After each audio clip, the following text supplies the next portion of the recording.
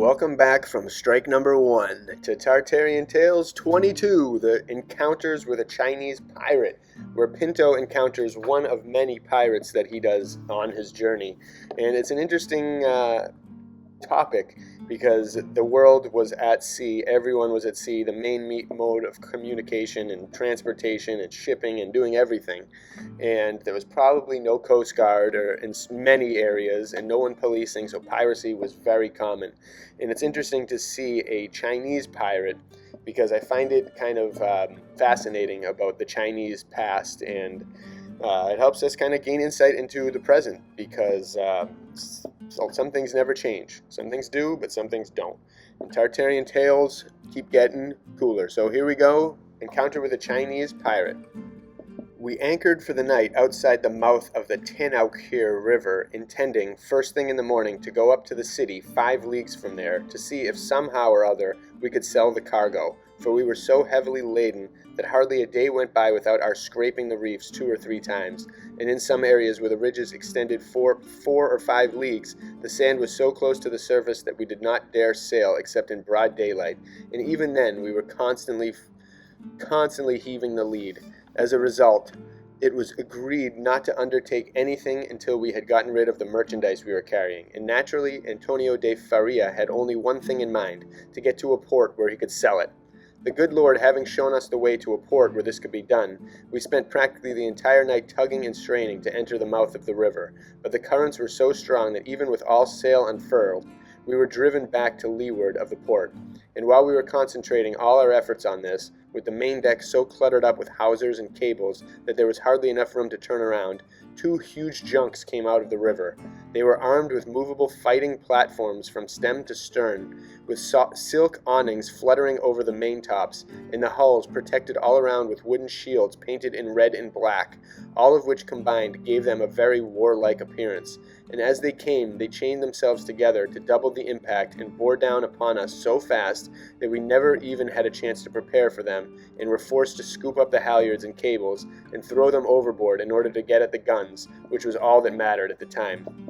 As the junks neared us, letting out screams and making a tremendous racket with drums and bells, we noticed that the first of the 3 broadsides they greeted us with came from a battery of 26 guns that included 9 falcons and camels. This was a sure sign that we were dealing with people from the opposite coast of Malaya, and it came as a bit of a surprise to us. However, the moment he saw the 2 of them linked together, Antonio de Faria, like the shrewd man that he was, knew immediately what they were up to and headed out to sea, pretending to be fleeing from them, not only to gain time, but also to make them think they were dealing with people other than our sort. But they too were old hands at the game, and since they had no intention of letting their prey escape, they disconnected the chains that bound them, the better to chase us. Catching up, they grappled us immediately and sent so many lances flying through the air that it looked as if nothing could withstand them.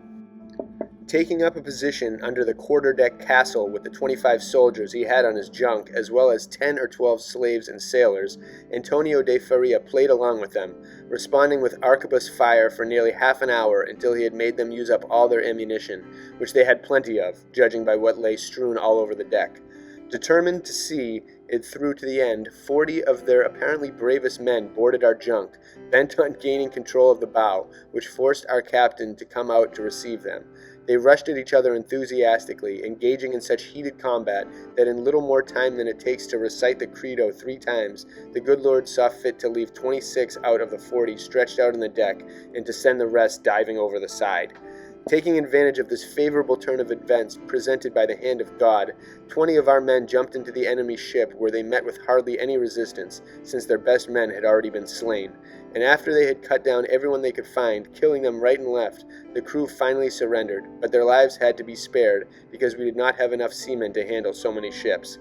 Once this was out of the way, Antonio de Faria sped as fast as he could to Cristavo Barajo's ship, which had been grappled by the other junk and was in a very precarious position because most of our men had been wounded. But with his aid, thanks be to God, the enemy jumped into the water, where most of them drowned, leaving both their junks in our hands. Counting up our casualties, we found that this victory had cost us the lives of 1 Portuguese, 5 slaves, and 9 sailors, to say nothing of the wounded. As for the toll in enemy ranks, there were 80 dead and almost as many taken captive.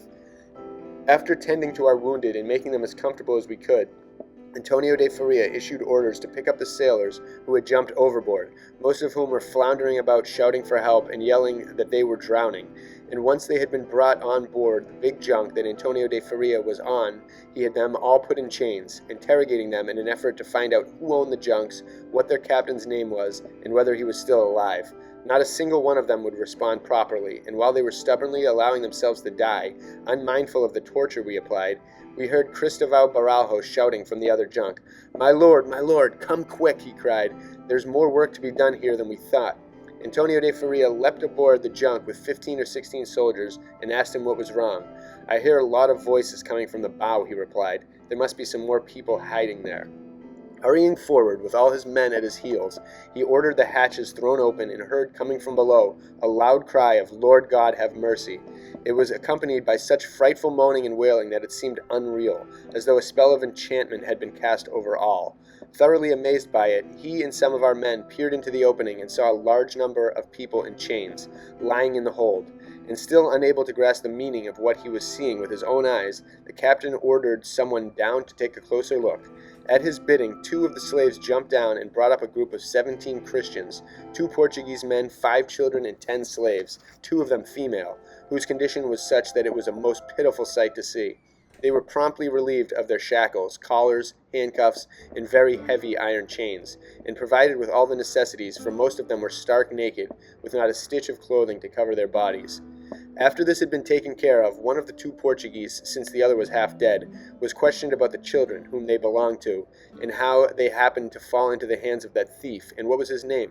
He replied that the thief had 2 names, one Christian and the other pagan, and that his pagan name, by which he was known at the time, was Nicada Xicaulam, and that his Christian name was Francisco de Sá, and that 5 years before he had converted to Christianity in Malacca during the captaincy of Garcia de Sá, who acted as godfather at his baptism and gave him that name, and married him off to a young half-breed orphan, an extremely genteel woman and the daughter of a very honorable Portuguese,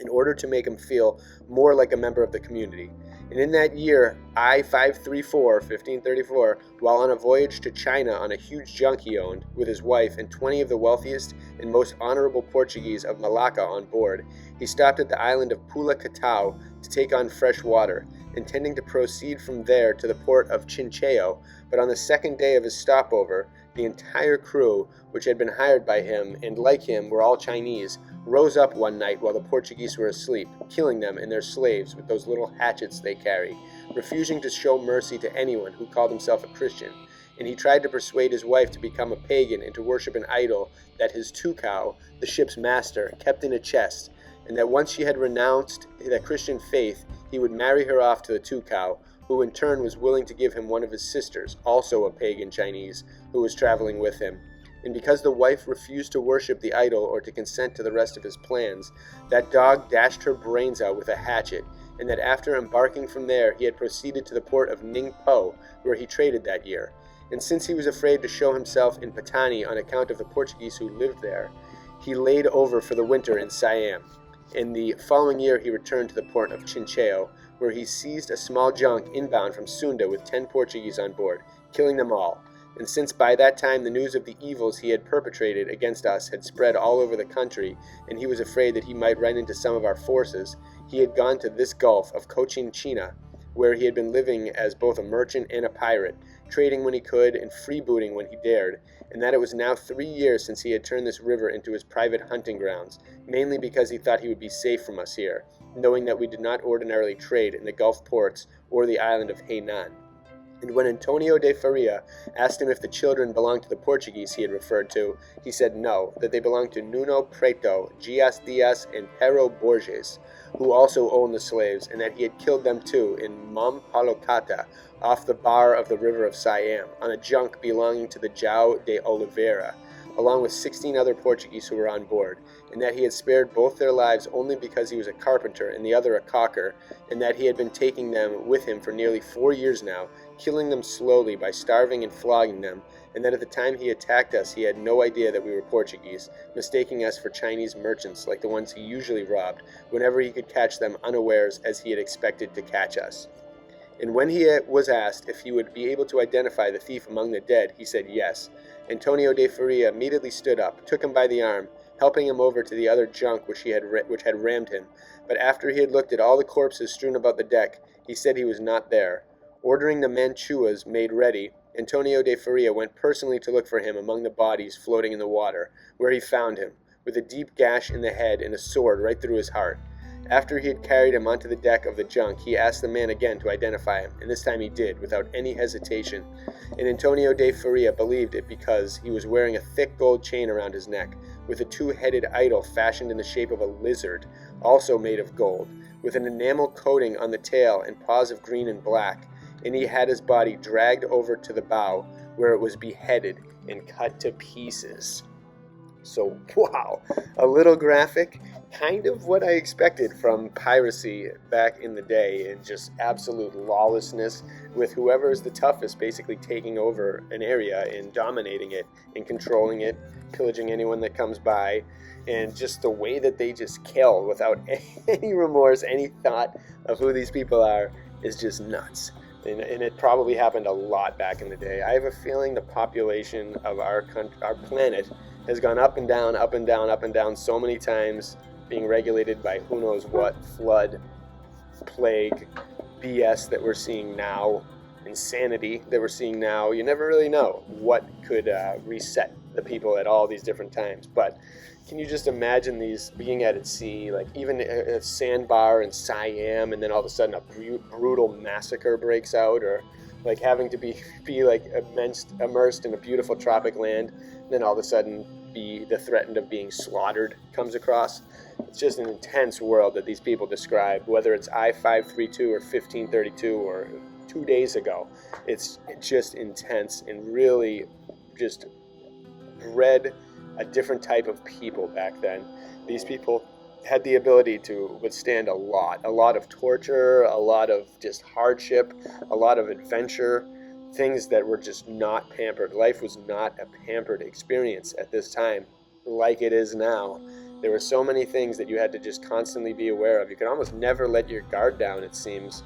and especially when you're traveling in new territories with just people controlling areas you have no idea about. The same thing kind of happens nowadays. People in smaller fashion, people control certain areas. Piracy still goes on in the Caribbean, I'm sure in some other waters as well, Indonesia, who knows, Africa. It's just, some things never change, like I said at the beginning. Well, I hope you all enjoyed this. We're going to keep it going, and the next Tartarian Tales is not Pinto. It's a little bit more descriptions of Tartar and their customs, so it's going to be a little different, but we'll return to Pinto. Fear not. These adventures can't stop. Bless you all.